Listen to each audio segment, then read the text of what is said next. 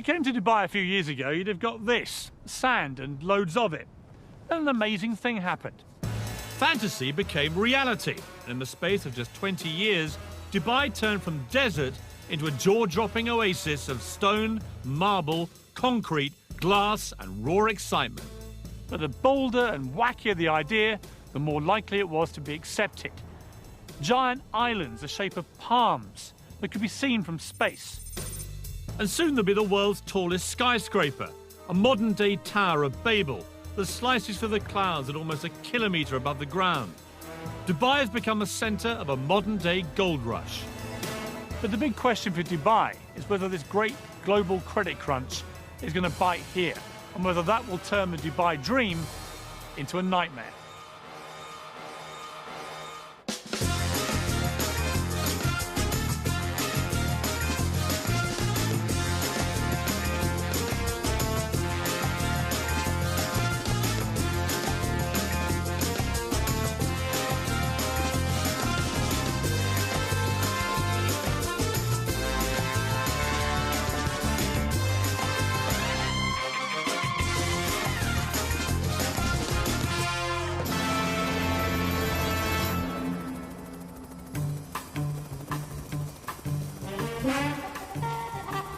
Dubai is one of the 7 states that make up the United Arab Emirates, under the rule of Sheikh Mohammed bin Rashid Al Maktoum. Its reputation as a tax-free haven and land of opportunity has attracted 120,000 Brits, all chasing the Dubai dream. You have both completely lost your marbles. I mean, you have paid $50 million for a load of sand.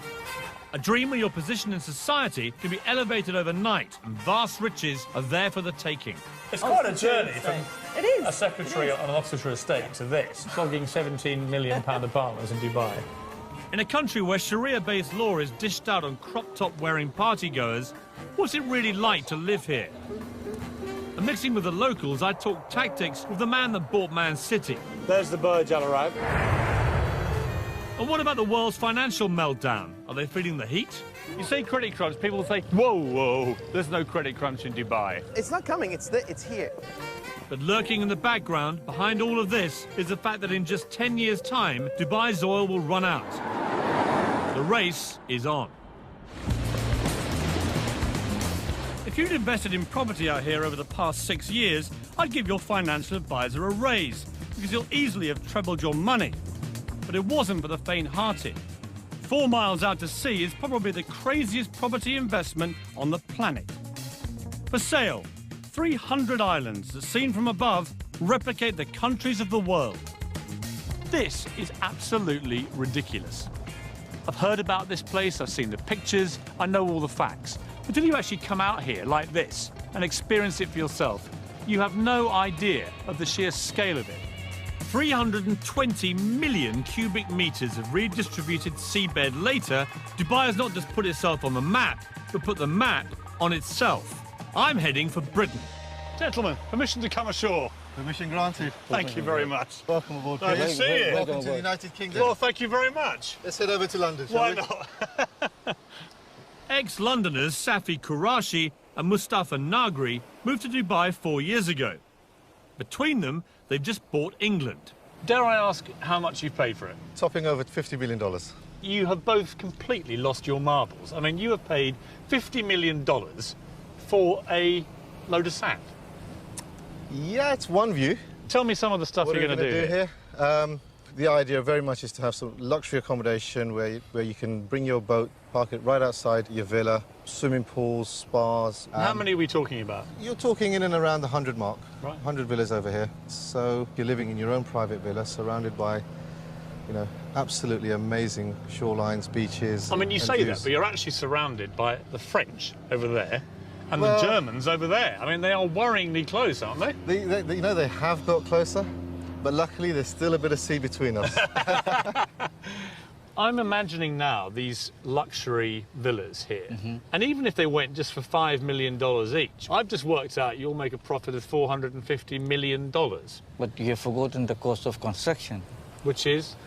They're still working on that one. Yeah, well, You're still making what I think they call in Balham a nice little earner, aren't you? well, Yeah, Yeah, I guess you could say we might be. I mean, that's a great story. Absolutely. Ballon boy buys Britain. Yeah, it's not bad, is it? Safi is a perfect example of the Dubai dream.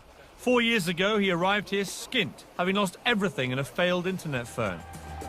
Now, thanks to a series of shrewd property deals, he's the King of England and looking to invade France.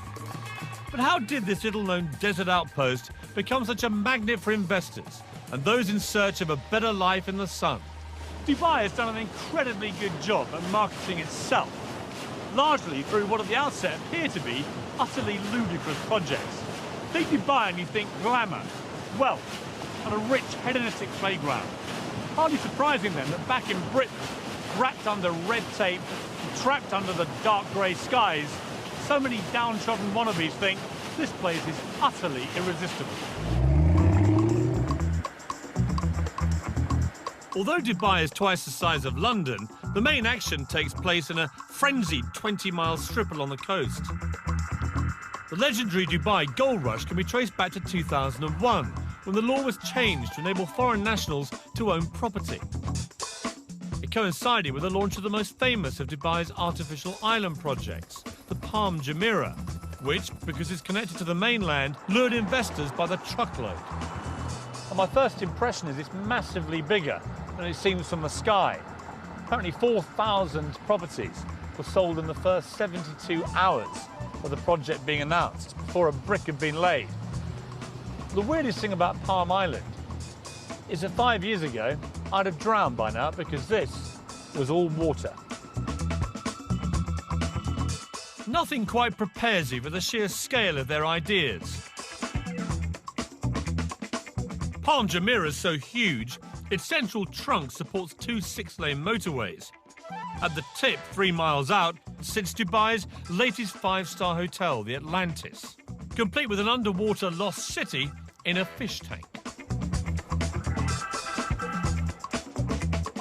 The Beckhams are quite a place here, and Ashley Cole and Michael Owen follow suit, creating a Middle Eastern wag-su-mare. It may look like Brookside on the beach, but having a Palm address is the ultimate status symbol. And living the dream on Frond D is Neil Petch. Neil came out here 14 years ago and now publishes the Dubai version of GQ magazine. Judging by his cars, a Bentley, a vintage Jaguar and a Ferrari, life is good.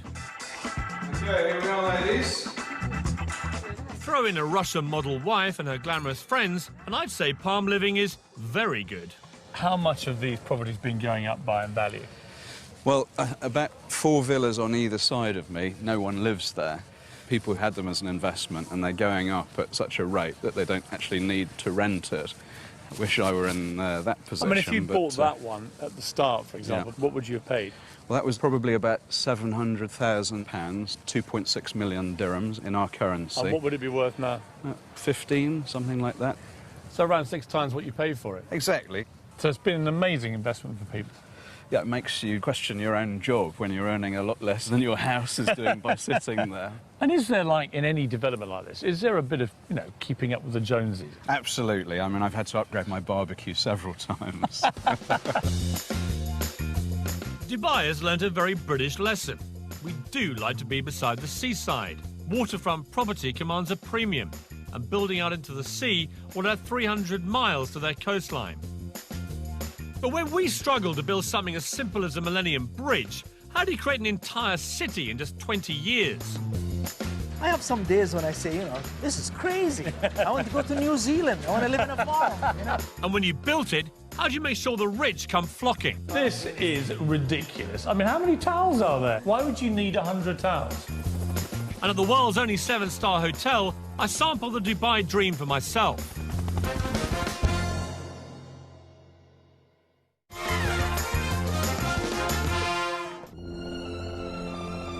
There are times when we build things so astounding that they become testaments to human ingenuity. The pyramids of Egypt, the Great Wall of China, and now, Dubai? Extravagance and Dubai go hand in hand, but this really does take the gold-plated biscuit. It's rumoured this 7-star hotel cost so much to build and run that it will never make a profit. But that's not the point. The Burj Al Arab is Dubai's Eiffel Tower, part of ruler Sheikh Mohammed's vision to put this place on the global map.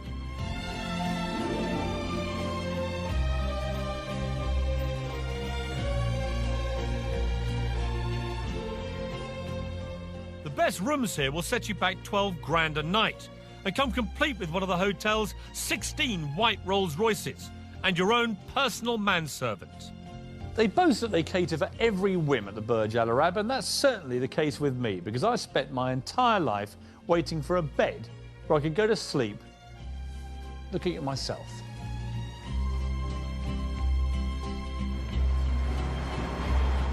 I'm here to meet builder Eddie Mitchell, who I last met at the height of the UK's property boom in Sandbanks, Dorset. Eddie was creating futuristic properties inspired by this hotel.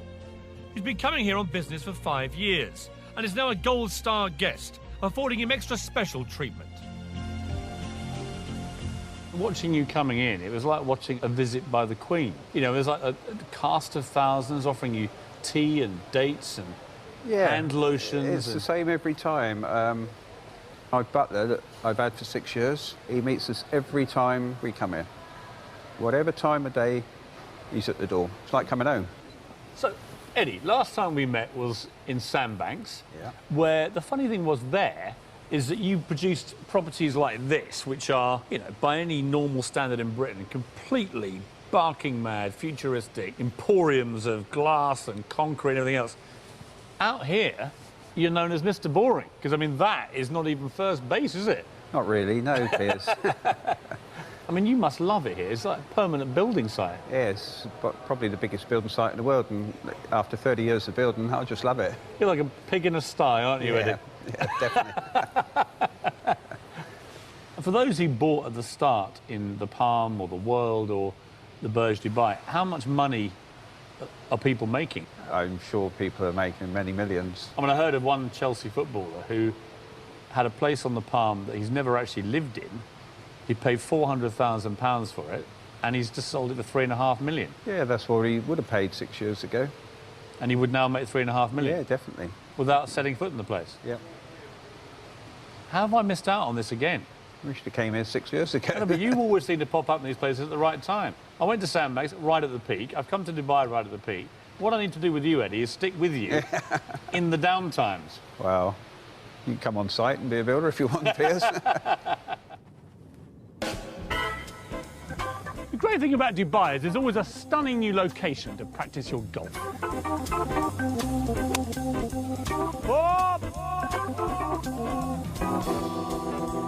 But you wouldn't have thought you could practice your skiing as well. This is Ski Dubai. It's 45 degrees centigrade out there, and in here, -4. In fact, it's absolutely bloody freezing. The thing about Dubai is that the crazier the idea, the more likely it is to be accepted. There are many extraordinary feats of construction underway in Dubai at the moment. A few more remarkable than this. It's going to be the biggest theme park in the world. It's going to be 107 square miles. Or to give you some idea of perspective, bigger than Birmingham. But even more extraordinary is the fact that they boasted that the catchily named Dubai Land would be finished into 7 years. Achieve that in the current economic climate, and I'll eat my sunglasses. This is a model of what the theme park will look like, and quite frankly, it's one of the most breathtaking things I've seen in my entire life. There are going to be life-size replicas of the Taj Mahal, the Eiffel Tower, the Egyptian pyramids, even Big Ben and the Houses of Parliament. There's a Las Vegas-style strip, only it's 4 times as big as Vegas. There's only one word for this: bonkers. But in Dubai, biggest is best. This humongous fish tank is built inside the world's biggest shopping centre, next to, yes, you're way ahead of me, the world's biggest building. I've been to lots of tall places in my life. The Empire State Building, Eiffel Tower. I worked at Canary Wharf for 10 years. But I've never, ever seen anything quite like this. The Burj Dubai is already 720 metres tall, making it the highest building in the world. But the really scary thing Is it still growing? Probably the most unnecessary sign of all time. Please don't lean on the doors. The sheer bravado of this structure beggars belief. They're even adding a new story every 3 days. It's another part of Sheikh Mohammed's plan to make sure Dubai stands out. The final height is still top secret, but the ambition is to be almost double the height of the next tallest building on Earth. The Earth's vanishing. I've never been this high in my life anyway. Mr. Ali Alabar, the 5th most powerful man in Dubai, is chairman of Emaar, the government-backed construction company building the tower. So we're right in the middle here on floor 160. We're 611 metres up. Yeah. There's still, as I can see, I mean, there are 20, 30 floors more already under construction. Yeah. Does it wobble, this? I mean, does it move around? No, it doesn't move much. Do you know how far? I think if it moves maximum, probably move this much. Who's going to be here? I mean, who will be on these floors? I think indeed these are office floors. People have bought private apartments here too, right? Correct. Yes. What was the most expensive one, do you know? A whole floor could probably cost you about $45 million, a whole floor. Oh, bargain. Yeah, it's a bargain compared to London prices, of course. You know Sheikh Mohammed better than many people. How would you describe him? I've been with him 15 years, and there are times when his energy is so unbelievable. This building here, the first time we've designed it was 90-story, and the meeting was 1 minute. And His Highness said, no. I said, okay. So I did, I think, about 120. He said, no. So I just brought a chart of all the tall buildings in the world, and I put in this building. And he said, okay, how much taller than the tallest? I said, well, we're about 40% taller. He said, good, you go.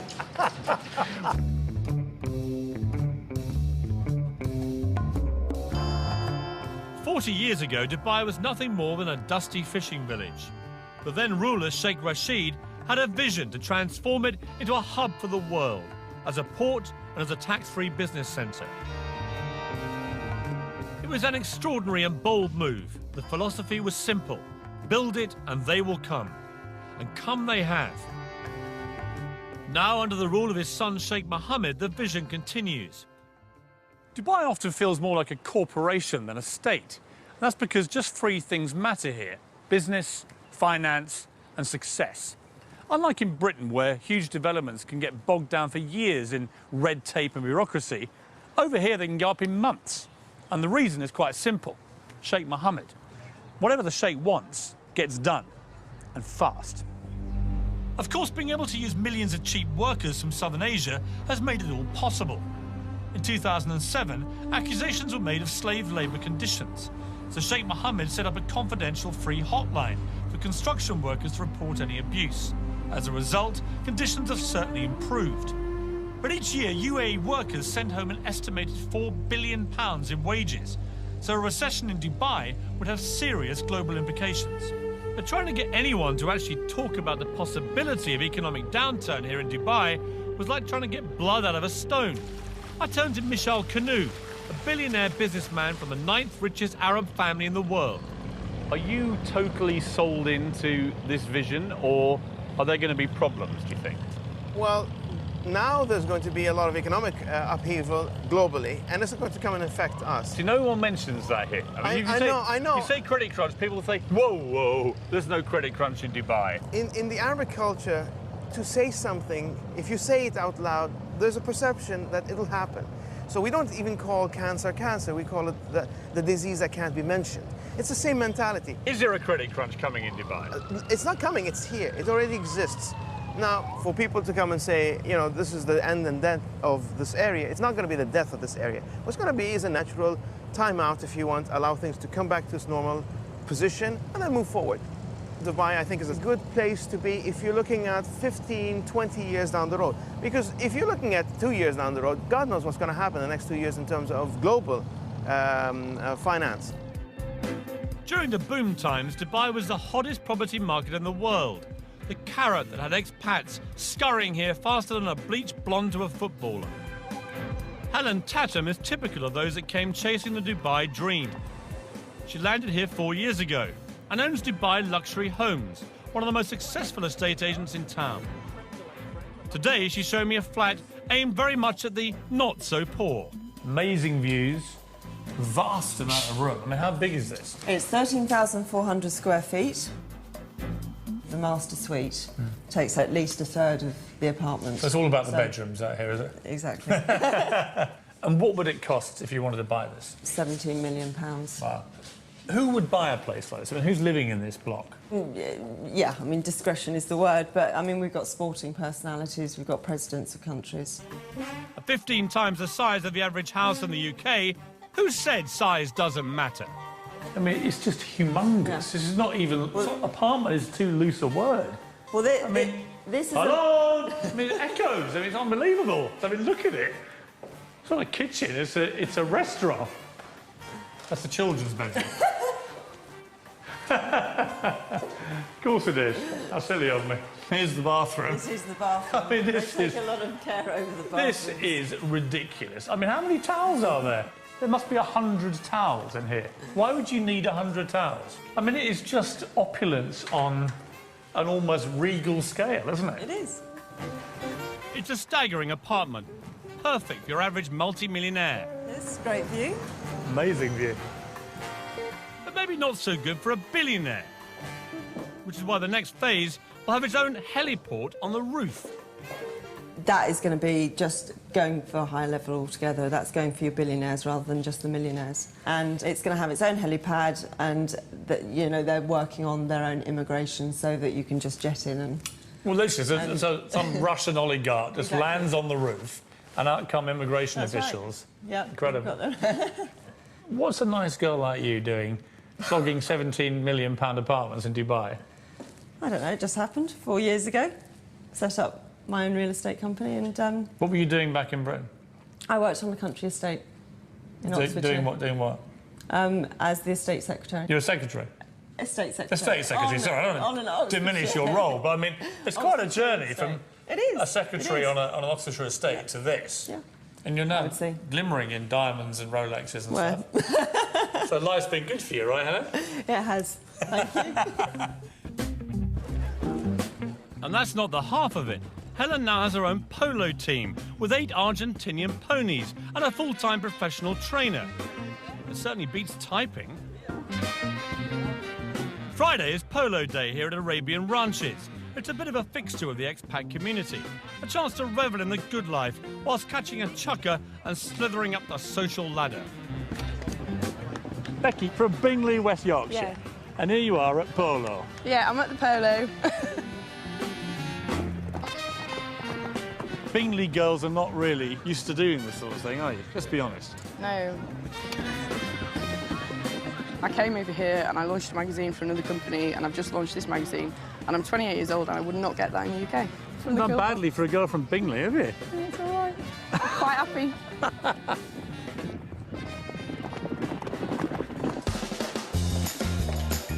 It's easy to get drawn into the good life in Dubai. Like the buildings that are going up, somehow out here, your expectations are, well, just higher. But to live up to those expectations, you're going to have deep pockets, especially if you fancy a personalised number plate. I have the 93. And how much was that? $2 million. $2 million? Yes. And I'll find out what it's like to live where hedonistic Western playgrounds exist in a country governed by strict Muslim values. And what happens when you cross the line. Do you live in permanent fear that a wrong word could see you on the next plane back to Britain deported?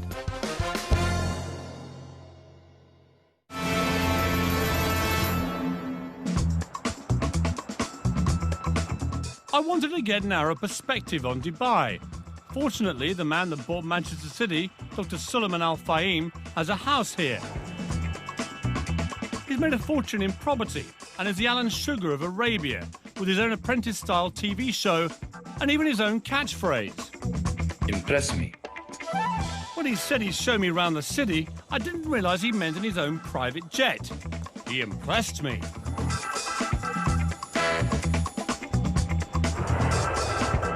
It's incredible to think about. Only 30 years ago, most of that would have been desert, right? 20 years ago, this part of Dubai was desert. There's the Burj Al Arab. It's become the symbol of Dubai. I mean, how much of this is ego? And are you all quite, you know, competitive people? Is it like, you've built the biggest tower, I'm going to go and build a bigger one? It's not about the ego, it's about to show the capability. We want to show our royal family that we can do it. And what they're looking for is to build something unique, something extraordinary. And with this kind of development, we attract foreigners. I mean, how much money is there down there now, would you guess? The last number announced recently was around $300 billion. 300 billion US dollars, just swimming around below us. I was told your very first major project here, you made 150 million US dollars on that deal, is that right? Yeah, that's right. And you cleaned up. I mean, you made 150 million bucks. The good thing, once I came with the... You're allowed to smile when I say that figure, by the way. I know to you it's not much money. To me, I mean, this is like unbelievable. What's it like being a billionaire? You look like you have a lot of fun. You're always smiling. Yeah, you really enjoy it. For us, we don't really enjoy with money and cash. We really enjoy with family. It's about more cultural friendship between the family relationship and the friend relationship. Now that's a family I'd like to get into. I wonder if he has any single female relatives. So we've seen the city from the air. Now it was time to see it at ground level, in the world's only Versace Lamborghini Murcielago. Dr. Suleiman paid $600,000 more than the standard car for this designer model to ensure he cuts a dash on Dubai's highways. The big thing in Dubai is about number plates, isn't it? Yeah, number plates is very important. Your one is 737. Is that a valuable one? Yes. But the 2 digits is more important. I have the 93. 93? I bought because that's the year of graduation of my wife. And how much was that? Today it's worth $2 million. $2 million? Yes. For 93? Somebody would pay you $2 million for that? Amazing. Thank goodness his wife didn't graduate in 83. Even he might have struggled to pay for that one. With such mind-boggling spending power on tap, it'll come as no surprise that all pockets are catered for. Shopping here at one of Dubai's super malls is a bit like being back at home, to be honest. Harvey Nicks behind me, a Lacoste over there, Starbucks, Zara. The only difference here is you've always got to look out for that unexpected visit by the billionaire Arab sheikh. So, how about a mobile phone? What do they cost? It will be 110. £110? Yes, £1,000. £110,000, I see. And this one? This is £100,000. Oh, okay, so that's a bit more of a bargain. Yes. So do you actually sell these phones? Yes. A few weeks ago, the one sheikh chose 4 telephones. So an Arab sheikh came past your shop and bought 4 of these? Yes. For £500,000? Yes. Blimey, what on earth do you do when you want an upgrade? It's all so easy to get sucked into the affluent lifestyle in Dubai. The place just drips success. Most expats here enjoy a quality of life they could only have dreamt about back in Britain. Vast villas, sprawling staircases, giant swimming pools and personal maids. They spend their days enjoying the leisure at 5-star hotels like this, and their nights at parties covered by the society pages of Hello magazine. Small wonder then that so many start to feel, well, a little bit grand. After all, back in Britain, they were minnows. Here in Dubai, everyone's a whale. Tonight's the Hot 100 party, an annual event where the local version of Hello magazine draws up a chart of all the movers and shakers in town. In the main, it's the likes of spa managers and boutique owners that make it, but it's taken very seriously. If you're in, you're in. And if you're out, you may as well be in Goodbye magazine. You've made it. You haven't. Well, actually, I may have. I've just been speaking to the editor. There's this whole sort of strata zone that you get into when you get into the Hot 100. I mean, it's quite cool to be considered, like, hot. And apparently none hotter than yours truly. Well, the hottest thing that I found at the Ahlan Hot 100 party is Mr. Piers Morgan. Welcome. Hello. Expat life here revolves around the 50 or so 5-star hotels. That's because once inside, you never need know you're in a country where alcohol is frowned on, it's illegal to kiss in public, or be gay, or share a flat with your girlfriend. Dubai knows it needs Westerners to succeed, and so deliberately turns a blind eye to goings-on, providing they go on the private property of the hotels, a kind of expat bubble where life is good and intoxicating. The Barasti Bar is a regular expat haunt. It's not far from where a couple of Brits were recently arrested for having sex on the beach, although I believe that might be illegal back home as well. Enjoying herself in a slightly more legal way is 46-year-old mother of two from Birmingham, Karen Brady. Dressed to kill tonight, Karen? Always, always. Is this your nightly This is garb? generally, yes. Generally. Less is more? Less is more. Less is definitely more. And what's it like, I mean, the nightlife here? Every single night you can party without fail. Come out here, party. It's like non-stop. And you get drunk? Frequently. And are you making loads of money here? Absolutely loads, millions. No, So you here, came loads for of the friends. money and the parties? Absolutely, yeah. In what Absolutely. order? Well, first money, then the party. And what's the man scene like here? I'm not looking for a man, I'm just here enjoying myself. I've been married all my life and I'm not doing that anymore. But you go on dates here and stuff? Sometimes, yeah, I do, yeah. I like to have dinner with intellectual men, but I generally don't fancy them. Right. Well, we should go for dinner then.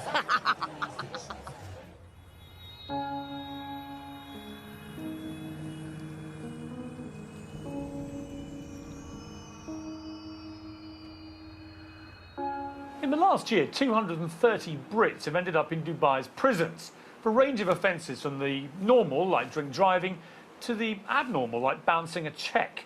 If you are going to come out here, make sure you learn the law. For example, sex outside of marriage can get you a year in jail. Possession of over-the-counter drugs that contain codeine, 4 years. Even Harry Potter books were recently banned from schools because witchcraft is strictly illegal in Dubai. It's a difficult society to get your head around. On the one hand, a traditional autocratic leader uses strict Sharia-based law to rule with a rod of iron. On the other hand, in the five-star hotels, you can forget you're even in the Middle East. But the two cultures exist side by side in parallel universes, and except for at the shopping malls, rarely mix. Consequently, the expats live in fear of making a silly mistake, or inadvertently breaking a law that could, with a swipe of the pen, see them deported. I drove into the desert with blogger and ex-journalist Alexander McNabb. He's been living out here for almost 20 years and has first-hand experience of what happens when the two cultures clash. It is. It's like being on the moon, isn't it? Amazing. When I first moved here, that was in the early 90s, I came out here running a magazine which was shut down because I criticised the wrong guy's computer. It was a computer review mag, and the computer didn't work. And so we said the computer doesn't work, which in retrospect was probably naive of me. Or to tell the truth. To tell the truth. But it offended a man who happened to be related to a man who happened to be in a position to do something about it. So my office was sealed by the Ministry of Information. Now, the great thing about Dubai today is that actually probably can't happen.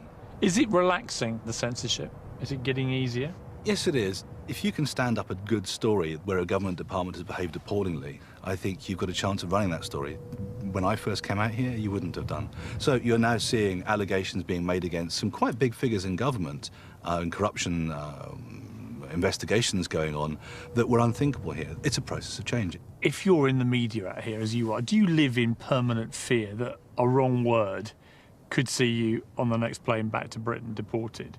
Are you wary about what you're telling me, for example? No, I don't think I have that fear. I might be horribly wrong, but I don't think I have that fear. I don't live in fear. I don't live in fear of saying what I think. I don't worry, but I've just seen 2 quad bikes with a couple of government officials nipping over that dune. It's you they're after. They've been listening, haven't they? Part of the problem lies in the fact that the Sheikh can change laws virtually overnight. Tenants and landlords who ignore the villa sharing ban could be fined up to 50,000. While we were filming, in an attempt to stop overcrowding amongst unskilled workers, it was decreed illegal to share property with anyone except close family. If you're thinking of coming out here, make sure you do your homework. Disconnecting water and power supplies. Super. I'm off to meet an old friend, Patty Parfit. She moved out here with her son Harry after separating from her wayward husband Rick, guitarist of Status Quo. She'd been out here on holiday and thought Dubai would be the ideal place to change the status quo and mend a broken heart. A year on, however, and the Dubai dream is turning sour. Hello. How are you? Hello, I'm good, thank you, How darling. lovely to see you. And you, how are you? The last time I saw you was on a status quo tour bus. We don't talk about that. Welcome to my home. So this is your lovely piece of Dubai paradise. This is nice. this is our little hacienda. So this is the lounge. Yeah. This four-bedroomed house is typical of the expat family lifestyle out here. Inside landscape gated communities and miles from anywhere. So this is the kitchen. Thankfully for the neighbours, it's detached. So, Paddy, you're in a very nice place here, but it's half an hour inland. What would you pay here for your rent? What do you... Oh, you're going to die. £32,000 for the year. And you have to pay Wow. up front in Dubai. So you had to write a cheque for £32,000? Yeah. Yeah. For a year's rent in advance? Yeah. See, that strikes me as pretty expensive. It is. I mean, it's ridiculous So rent. your rental is up for renewal. What are you going to do?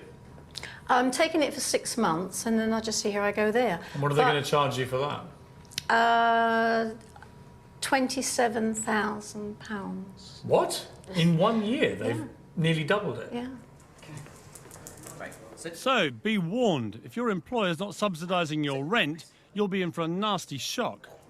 It's terribly expensive in Dubai. It You really get this idea of is. this is wonderful tax-free haven. Yeah. Everything's dirt cheap. So it's not really like that. No, and, you know, I don't want to spoil anybody's holiday or dream to move to Dubai, but you really got to look at it, because it's not all what it's cracked up to be. People who are watching this are going to be thinking, I quite fancy coming to Dubai. Yeah. And yet you seem to have fallen slightly out of love with the dream. Yes, I have, haven't I? Oh, God, where do I go now?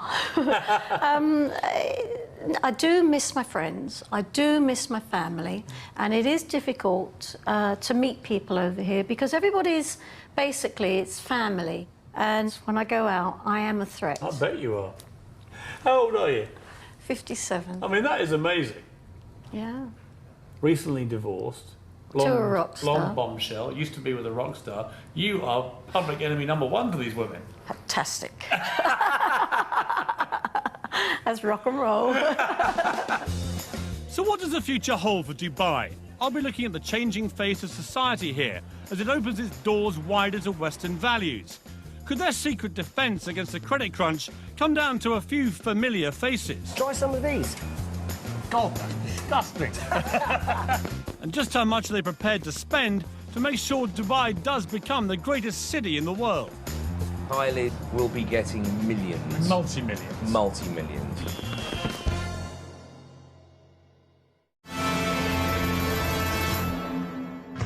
In the UK, we've taken thousands of years to develop our laws and customs, whereas Dubai has had just a couple of decades to try and find common ground so the 205 nationalities can happily coexist.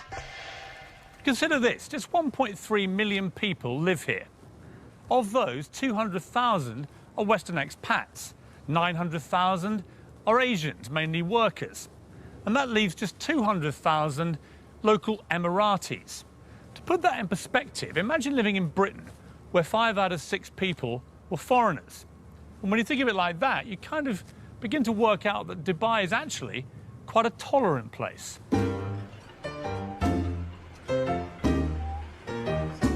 It's a sign of Dubai's willingness to welcome foreigners into its midst, to keep moving forward. And someone taking full advantage of that acceptance is Derek Khan. Oh, it's very good. Derek, a former fashion stylist to pop stars like Salt and Pepper and Snoop Dogg, is today better known as an ex-jewel thief. What happened, very stupidly, I pawned jewels. And of course, pawning, you don't pawn what is not yours. And I dug myself into a nightmarish hole. I would have to go take one piece of jewel, go to another company and lied, basically, to get another piece, and which I pawned, and it became a circle, a nightmare circle. And you got a 2-year prison sentence. Yes, I did. He served 2 years in a New York jail for his crimes, was kicked out of the US and settled here in Dubai, reinventing himself as, get this, a jewellery designer. There you are, a convicted thief, felon, for want of a better phrase. You're kicked out of America, and then Dubai, where you would imagine they're quite strict about that kind of thing, they welcome you in here. I was accepted into Dubai because I think I was very straightforward with what I had done. I was very straightforward in who I am, and they kind of saw what I can do. You're also fairly unique, though. I mean, there aren't many Dereks in Dubai that I've met. Not with this look, the whole thing, you know? Well, you'll be surprised. Dubai is just, you know, again... There are more of you out there? I hope not, but... Put it in, give me a little swing.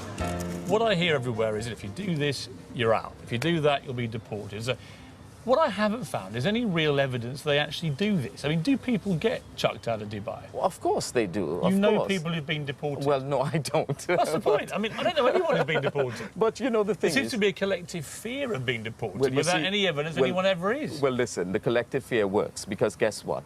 I can open my car, and especially from New York City, I could never dare leave my computer in the car. I do it all the time. I leave my doors unlocked at home. You think that the rules are a small price to pay, really? For a very small price to pay. You know, it gives you that sense of security. And I couldn't be happier here. Right, beautiful, beautiful. Right. Lovely. If Dubai is going to succeed, now more than ever it needs people. It has to be seen as the in place, somewhere you can't afford not to be. So when Dubai can't build it, Dubai buys it, spending millions on celebrity names and, crucially, brands. Gary Rose is the latest big name lured into town. He'll be in good company. Gordon Ramsay and Marco Pierre White are already here and raking it in. Gary, how are you? Very good, thank you. Nice to see you. Very good. You too. You came just at the right time. Try some of these. That is a little salmon fish cake with a lemon hollandaise. God, that's disgusting. I don't even laugh. I mean, it's actually delicious, but just to see what your face is like, it's delicious. Tell me, Gary, you've flown all the way to Dubai, and you've flown all the food out here as well. Oh, yes. Why don't you just stay in England? Oh, yes. What? Well, it's 36 degrees outside and it's snowing in the UK. Where would you choose? You know, I just thought, no, you know, I want to spread the word about British cooking. But be honest, Gary, would you be out here if there wasn't a whacking great big Arabic check in it? I mean, I know a lot of chefs, right? You all like your money. Hang on, where's that contract of mine? Yeah, no, it's not a question of that, is it? I mean, that's always Isn't it, though? Because, I mean, I know a lot of brand names like you. You're such high commodities out here that they will pay whatever it takes to get you. Well, I think, you know, if I start cooking for money rather than cooking for what I really believe in, I'd rather give it up. So there you have it, the definitive answer, with hollandaise sauce. Mark, how are you? Hello, Piers, how are you? Good to see you again. And up on the 44th floor, another bought-in brand name. Mark Fuller will be opening a version of London's Embassy Club here next year. No offence to you, Mark, but you and Gary Rhodes are not exactly, you know, the Beckhams. And yet you're getting a lot of money thrown at you to come here. What's in it for them to get you? Someone was saying to me today that it's all very well opening a hotel, but you've got to entice people into it. It's like all over the world. The difference is they're buying in name brands because it's a new country. I mean, is it rude of me to push you on just how many millions they paid you to come here? No, I won't say that. It wasn't millions, but it was quite an acceptable figure. What about Tiger Woods and people like that? When you see their names. Tiger Woods. You know, Christina Aguilera's, those sort of people, Kylie's will be getting millions. Multi-millions? Multi-millions. Is that because the people of Dubai, the rulers here, realise that celebrities of that power are a PR magnet for here? I think without a doubt. In the end, this was a piece of desert. This was a piece of sand. They've built a city out of nothing. How do you attract everybody? They want to be number one. They don't want to be number two, number three, number four. They want to be Miami. They want to beat Miami. They want to be New York. They want to beat New York, you know. So the only answer is bring it in. Kylie comes, Beyonce comes. I mean, even Iron Maiden have played here. It is almost surreal here. It's the land of make-believe.